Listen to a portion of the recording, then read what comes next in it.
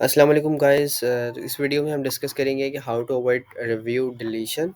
Because Amazon के ऊपर अगर प्रैक्टिसेस को कुछ फॉलो नहीं किया जाए तो उसमें अमेज़न जो है वो आपके रिव्यूज़ को जो है वो डिलीट कर देता है। तो इसमें हम डिस्कस करेंगे किस तरह से जो है वो रिव्यू डिलीशन को मिनिमाइज़ किया जा सकता है। उसके लिए मेरे पास कुछ टिप्स एंड ट्रिक्स हैं जिनको हमें फॉलो करना होगा और अपने बायर्स के साथ कम्युनिकेट करना होगा। तो पहली हमारे पास जो टिप्स है, never use direct link provided by the seller. तो लिंक के थ्रू आपने ऑर्डर नहीं करवाना है कभी भी, ठीक है।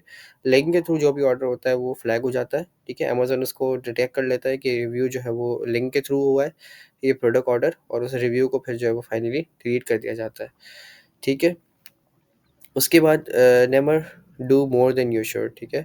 यहाँ पे क्या होता है कि कुछ लोग आपसे 10 प्रोडक्ट लेते हैं और वो 10 के 10 रिव्यू करते हैं, फिर 10 प्रोडक्ट लेते हैं, फिर 10 के 10 रिव्यू करते हैं, तो और नॉर्मल परचेजेस बीच में नहीं कर रहे होते हैं। तो इसमें ये होता है कि वो अकाउंट अगेन बैन हो जाता है फ्यूचर रिव्यूज़ के लिए, और ब्लैकलिस्ट भी कर दिया जाता है उस एड्रेस को।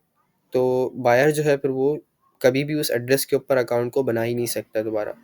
तो मेक श्योर करना है कि रिव्यू अगर करें तो अगर 10 प्रोडक्ट उसने रिव्यू किए हैं तो कुछ प्रोडक्ट ऐसे भी हो जिसके ऊपर उसने रिव्यू नहीं किया हो, ठीक है।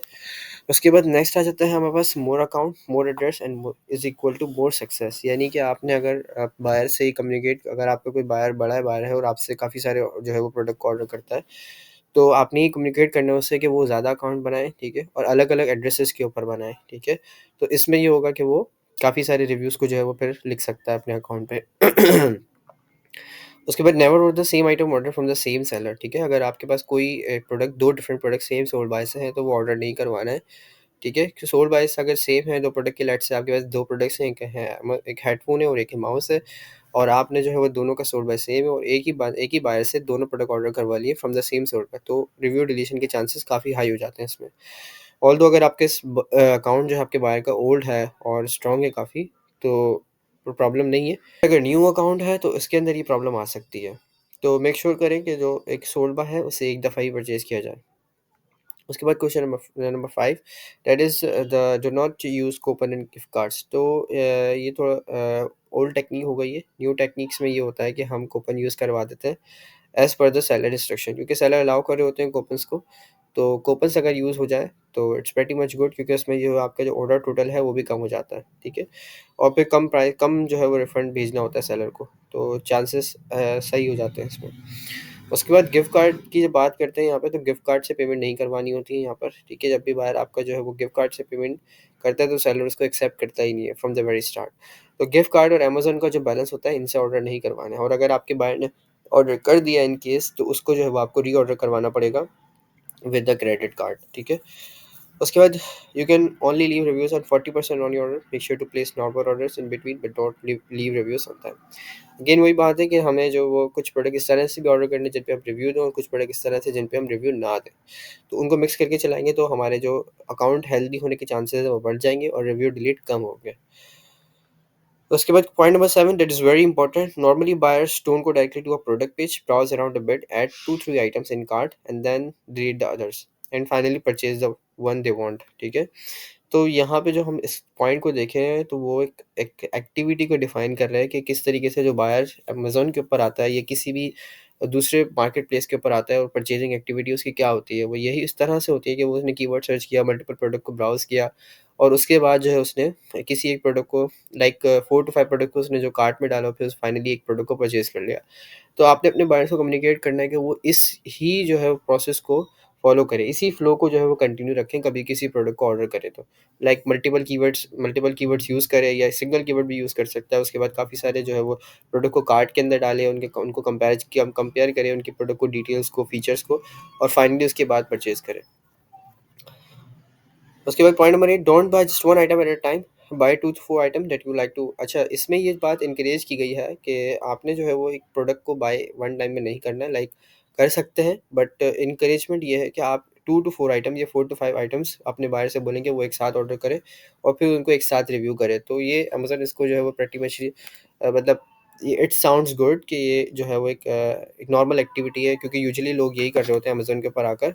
वो 4 से 5 जो है वो ऑर्डर को प्रोडक्ट्स को परचेज़ कर रहे होते हैं, और उसके बाद जो उसको रिव्यूज़ कर रहे होते हैं। तो ये एक नॉर्मल एक्टिविटी है, ये एक नॉर्मल एक्टिविटी में काउंट की जाती है, और जब भी हम इस तरह की कोई एक्टिविटी करते हैं, जो एक नॉर्मल एक्टिविटी में काउंट हो, तो उसमें रिव्यू डिलीशन के चांसेस कम हो जाते हैं।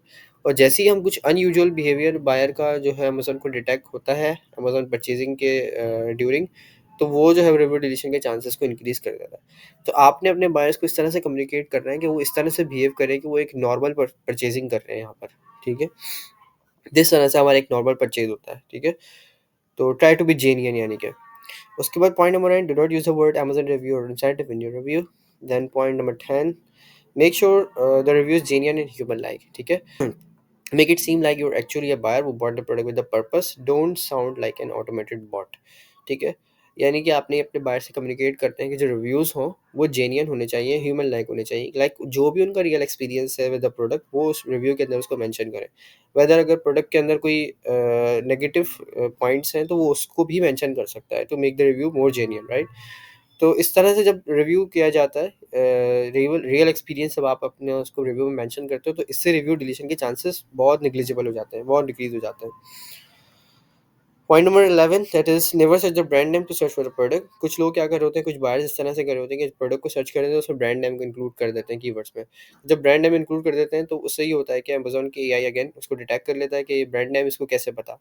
ठीक है, कोई अमेज़न का प्रोडक्ट है, अमेज़न के प्रोडक्ट्स जितने भी हैं उन पे अलग-अलग ब्रांड नेम है, तो किसी को किसी ब्रांड नेम का कैसे पता हो सकता है? तो अगेन ये बात जो है एक अनयूजुअल एक्टिविटी में आ जाती है और अनयूजुअल एक्टिविटी लीड करती है हमारे पास रिव्यू डिलीशन में। तो ब्रांड नेम से सर्च नहीं करेगा। Try to limit the number of reviews you do in a week. Again वही बात है कि जो नंबर ऑफ रिव्यूज़ हैं उनको लिमिट रखना है। अगर कुछ ज़्यादा रिव्यूज़ कर रहे हैं तो नॉर्मल परचेज़ेज़ भी ज़्यादा होनी चाहिए। Point number 13, type out your review on the Amazon website. Amazon website के ऊपर जो है वो टाइप करना चाहिए रिव्यू। बायर्स को ये कम्युनिकेट करें कि वो रिव्यूज़ को टाइप करें, ठीक है? अपने ग्रुप्स में ये कम्युनिकेट करें, जो आपके बायर्स के ग्रुप्स हैं उनमें ये बात कम्युनिकेट करें कि हमेशा रिव्यूज़ को जब लिख रहे हों तो वो टाइप करने चाहिए। उनको अगर वो कॉपी पेस्ट करेंगे फ्रॉम एक्सटर्नल सोर्सेज़ या कोई एआई से लिखवा लेते हैं तो वो रिव्यू डिलीशन अगेन इंक्रीज़ करेगा।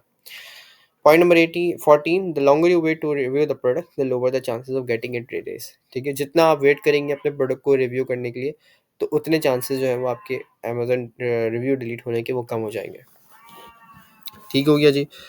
तो अपने बायर्स के साथ ये कम्युनिकेट करें कि एटलीस्ट 4 to 5 डेज जो है वो वेट करें, उसके बाद जो है वो प्रोडक्ट को ऑर्डर करवाएं।